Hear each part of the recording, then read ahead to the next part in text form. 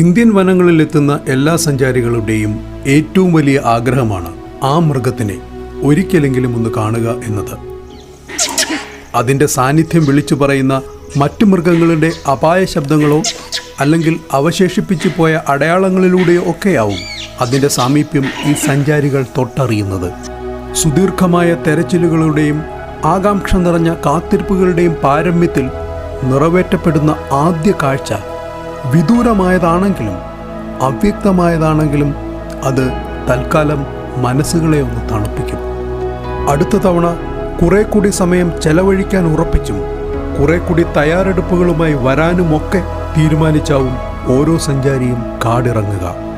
അതെ, ഏഷ്യയിലെ ഏറ്റവും വലിയ മാർജാരനായ ഈ മൃഗം ജനമനസ്സുകളെ സ്വാധീനിക്കുന്നത് അത്ഭുതകരമായാണ്.